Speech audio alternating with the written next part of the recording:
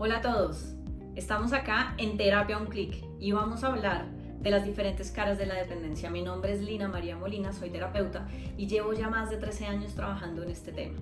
Ahora bien, ¿por qué es un tema importante? Y aquí quiero preguntarles, ¿alguna vez han sentido que necesitaron a alguien más de lo que se necesitan a sí mismos? Pues bien, es importante que reflexionemos respecto a esta pregunta, porque en ocasiones cuando experimentamos la dependencia o la codependencia, podemos experimentar que nos hace falta mucho la otra persona, que si no está no podemos vivir, que incluso nos falta la respiración cuando el otro está ausente. Y es desde ahí desde donde tenemos que mirar la forma como nos relacionamos con el otro, porque esto determina una realidad que puede terminar siendo bastante complicada para las personas en términos no solo de relación de pareja, sino de relaciones interpersonales. Con este panorama vale la pena decir que ni la dependencia ni la codependencia son en sí mismas un problema. El problema está cuando perdemos ciertos límites propios y con el otro que hacen que esa relación, ese vínculo se empiece a volver disfuncional y que la dinámica genere muchas dificultades en términos de la forma como interactuamos entre nosotros. Esto hace que perdamos noción de lo que es valioso para nosotros e incluso de lo que es valioso para el otro. Por esto vamos a hablar y vamos a empezar por definir lo que es una dependencia sana versus una restricción, porque en realidad las relaciones de pareja y las relaciones interpersonales necesitan una dosis de dependencia. No podemos decir que si queremos a alguien el otro no nos interesa, no, tiene que haber una dosis de interés, de dependencia emocional por el otro, pero que esté en un marco relacional que conocemos o que identificamos como sano. Pero para poder saber a qué hacemos referencia tenemos que tener ciertos parámetros.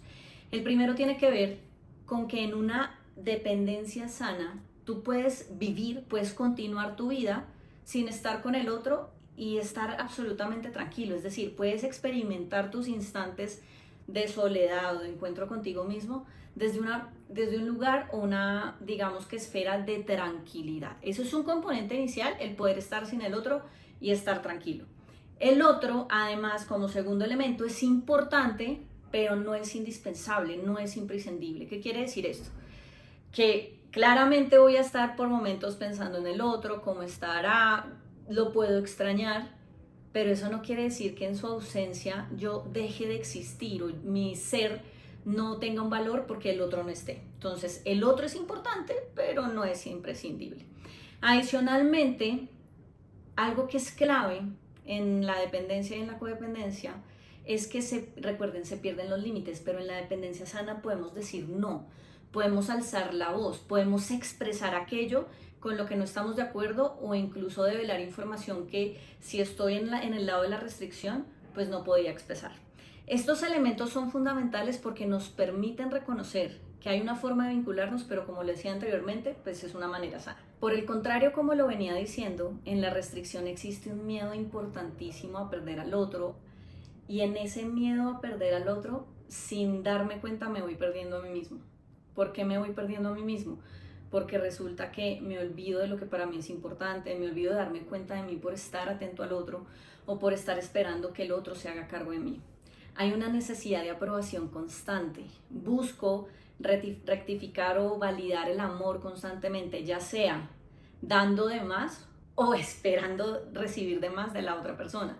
Y adicionalmente hay una dificultad enorme para tomar decisiones por uno mismo. ¿Qué quiere decir esto? Que estoy a la expectativa de validar si lo que hago está bien para el otro, si lo que pienso está de acuerdo con lo que el otro considera. Hay personas que mandan la parada en la relación, los que son codependientes, tienden a ser un poco, digamos, más directivos en la relación, pero al mismo tiempo buscan la validación. Mientras que hay otros que son los dependientes, tienden a ser más sumisos y eso sí que les cuesta mucho más tomar decisiones y constantemente están preguntando, validando, certificando si lo que están haciendo es correcto. Ahora bien, estas son las realidades y las características tanto de la libertad como de la restricción, pero pensemos o miremos un poco de dónde nace la codependencia y de dónde nacen las dependencias cuando están en el lado de la restricción. Porque es que nadie, ninguno de nosotros, ninguna persona nació siendo dependiente desde el punto de vista de la restricción. Sí éramos dependientes, dependíamos de una mamá, de unos cuidados de un adulto, papá, para vivir. pero a eso mismo hacemos referencia cuando hablamos de dependencia sana. Pero a medida que vamos creciendo, algunos empezamos a ser niños o niñas que en algún momento sintieron que no era suficiente o que incluso tenían que hacerse cargo de cosas en la familia que no les correspondían. Hay niños que crecieron salvando a los papás o asumiendo el rol de la mamá o incluso cuidando a los hermanos como si fueran un adulto. O también sintiendo que los papás, uno de los dos, la mamá o el papá, se fue de casa por culpa suya.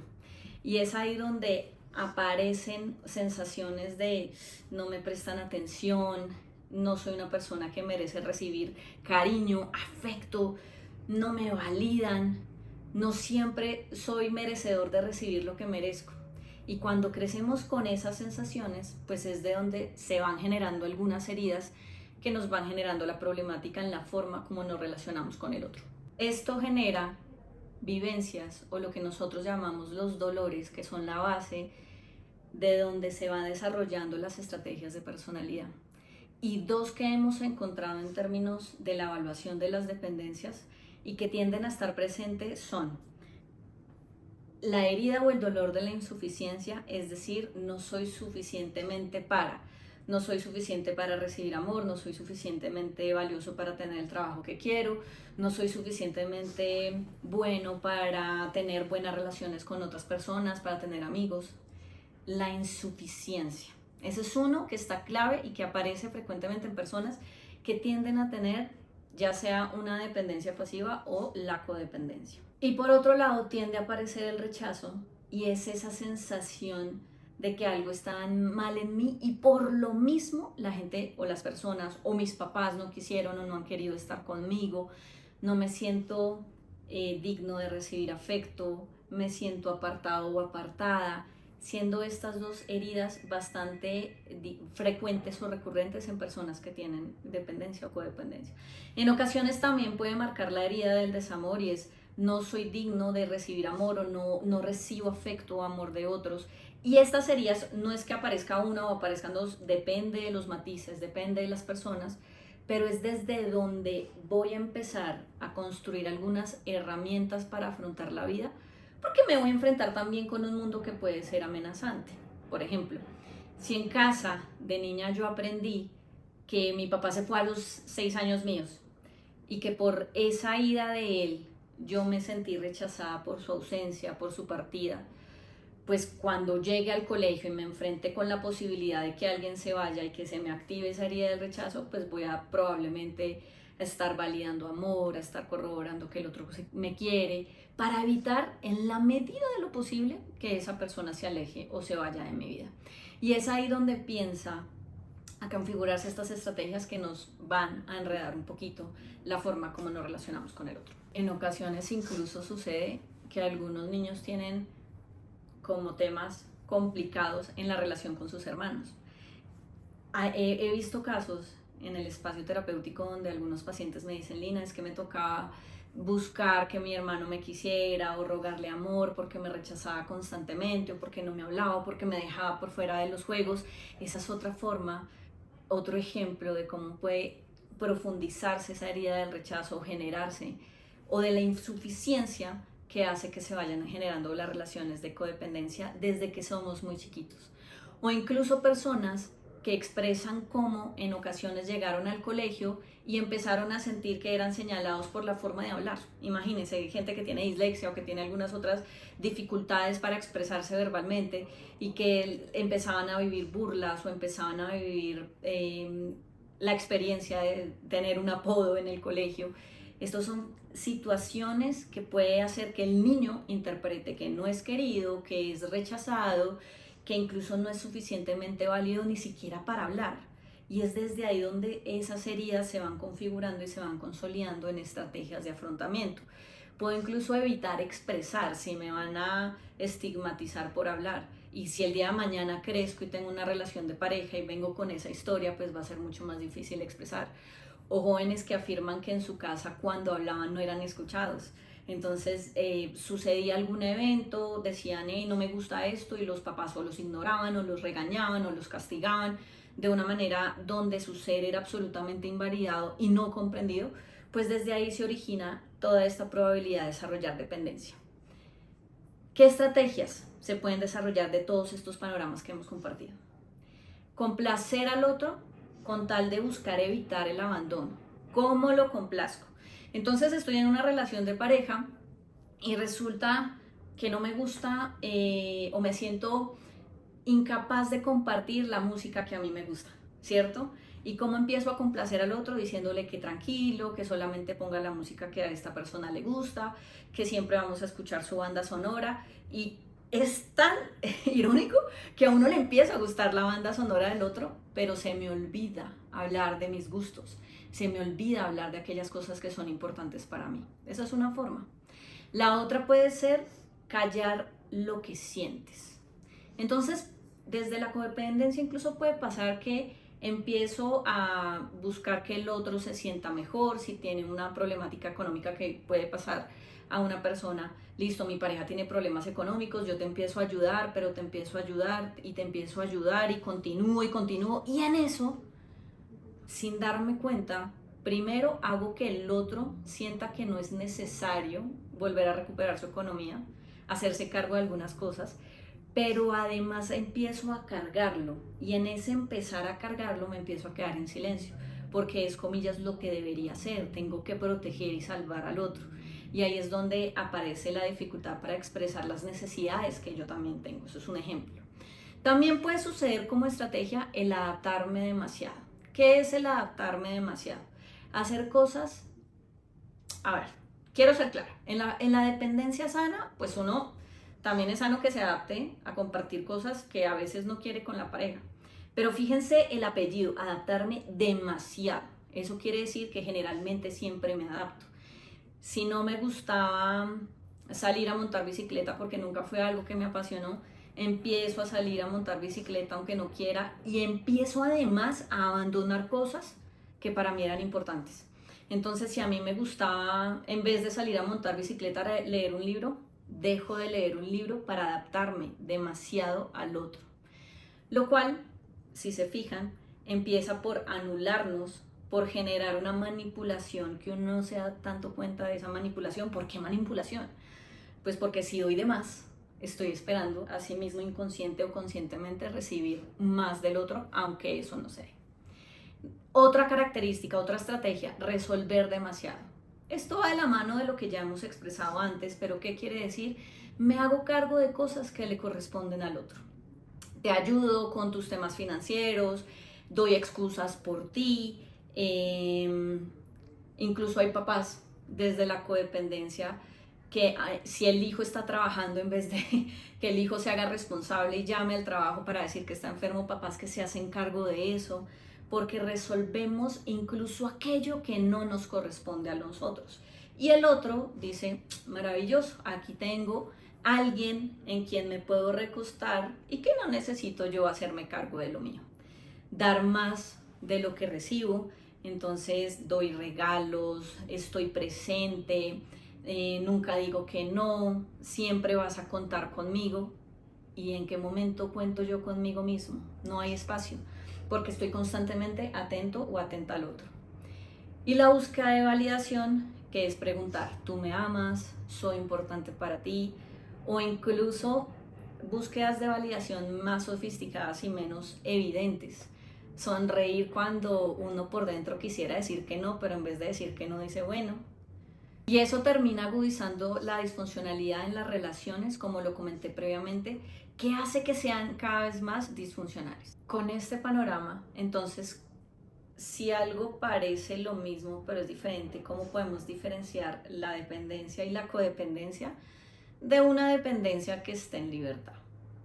Porque yo puedo decir, llamo a mi pareja porque es muy valiosa para mí, me hace falta él, me hace falta escucharlo y quiero escuchar su voz, es decir, me atrae la posibilidad de conectarme con ese otro, o lo llamo porque no puedo vivir sin él y porque dónde está y qué desespero. Se ve igual la llamada, pero el comportamiento funciona de maneras diferentes en el fondo. Entonces, ¿cómo podemos diferenciarlo? Por un lado, los dependientes y codependientes viven en ansiedad, están constantemente incómodos, ansiosos, no se hallan ni estando con el otro ni en ausencia del otro. Claro que en presencia del otro puede que la ansiedad baje un poquito, pero la posibilidad de que ese vínculo se pierda o deje de ser los mantiene en una sensación de ansiedad constante. Las relaciones tienden a ser inestables, no perduran en el tiempo, porque si constantemente siento la necesidad de corroborar tu afecto, pues el otro lo va a sentir y puede en algún momento llegar a sentirse cansado. Incluso a aquella persona que encuentra un gusto inicial porque se hagan cargo de su vida, llega un momento en que dice, no más, no quiero que me controles más, ya estoy hasta acá de que no me dejes ser, de que no me dejes actuar. O puede darse de una manera contraria. Ese que se recarga en el otro puede empezar a hacer sentir al primero como estoy cansado, que no se haga cargo de sus cosas, que no proponga, que yo siempre tenga que ser el que resuelve o la que resuelve. Fíjense que esto desestabiliza la relación y además genera una distancia en términos jerárquicos que hace que el vínculo no sea horizontal, sino que empiece a verse tergiversado por las dinámicas. El abandono de sí mismo, tanto del dependiente como del codependiente. ¿Cómo se abandona el dependiente? Pues porque deja de actuar por sí mismo, deja de hacerse cargo. Algunos dejan hasta de hacer mercado, de pagar recibos, no tienen ni idea de cómo asumir algunas cosas que les corresponden. Y el codependiente, pues al hacerse, como lo he dicho anteriormente, cargo tanto del otro, descuida aspectos que son importantes de sí mismo. Hay personas que incluso han expresado, mira, siempre me hice cargo, le ayudé económicamente, ¿y a mí quién me ayuda? Cuando yo necesito algo, ¿quién me ayuda?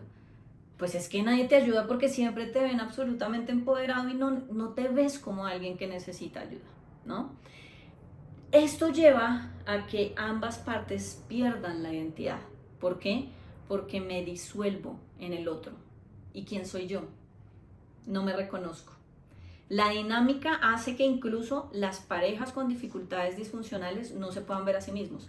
Ven la culpa del otro, la responsabilidad del otro. Es que el otro no hizo, es que el otro me está haciendo, es que el otro... ¿Y tú? ¿Tú por qué lo has permitido? ¿O tú por qué has hecho esta acción? ¿O tú por qué has desarrollado tal cosa? Me pierdo en ver al otro y me olvido de verme a mí. Mientras que la dependencia adecuadamente gestionada, pues la persona se elige a sí misma, puede tener deseos de estar todo el tiempo con la otra persona, pero dice, no, un momento, tengo que estudiar, tengo que pagar mis facturas, tengo que hacerme caso de mis cosas, incluso qué estoy sintiendo, cómo estoy, me elijo. Puedo pasar momentos en soledad tranquilamente. Qué delicia, mi pareja se fue de viaje, voy a ver una serie, voy a ver una película, voy a disfrutar que está trabajando, yo también voy a dedicarme a trabajar o voy a hacer otra cosa. Y esto nos permite amar desde la libertad. ¿Qué es amar desde la libertad? Entender que tengo un cariño o un afecto por la otra persona, pero soy responsable de mí, responsable también de ese vínculo, pero incluso desde la posibilidad de no romper los límites, sino de mantenerme en mi postura. Esto implica que la dependencia gestionada adecuadamente, las personas desde ahí tengan relaciones más sanas, se puedan hablar, tener conversaciones adultas incómodas, esas conversaciones adultas incómodas que en ocasiones algunas personas, ya sea dependientes o codependientes, evitan dar para que el otro no se enoje o para que no se vaya o todo lo que hemos mencionado. Respeta además las decisiones y las responsabilidades del otro. Puede que yo no esté de acuerdo con cosas que tú estás haciendo en tu trabajo, que incluso yo diga, hey, ¿por qué lo haces? No deberías dejar que tu jefe te llame a las 10 de la noche, por poner un ejemplo, pero le corresponde al otro. Si el otro lo está aceptando, es un tema del otro. Si el otro está accediendo a cosas en otras relaciones, es un tema del otro. Y incluso le corresponde a la otra persona poner el límite si es necesario, si es preciso, o dependiendo de la situación, porque a veces opinamos desde nuestra orilla, pero no sabemos por qué el otro está actuando de esa manera.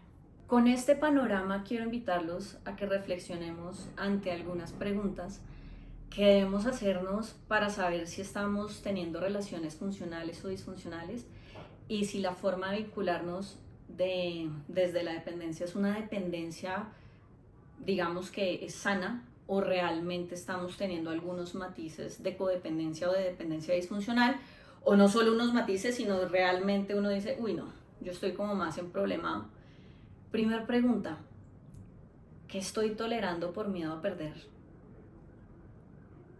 A veces es real, hay batallas que uno dice doy y hay batallas que uno dice no, yo para qué voy a dar esta batalla. Pero decidir no dar esa batalla no quiere decir necesariamente quedarse callado, porque es importante expresar el punto de vista. Entonces, ¿qué estoy tolerando por miedo a perder? ¿Quién soy cuando no tengo a la otra persona cerca? ¿Puedo ser? ¿No puedo ser? ¿Siento que respiro? ¿Siento que me ahogo en mi soledad? ¿O incluso me siento solo estando al lado del otro? ¿Quién soy? ¿Cuáles son mis estrategias de manipulación? ¿Las conozco? Porque a veces uno no las conoce ni siquiera. Ha estado tan habituado a ellas que no logramos verlas. No logro identificarlas. ¿De qué cosas me hago cargo que no me corresponden?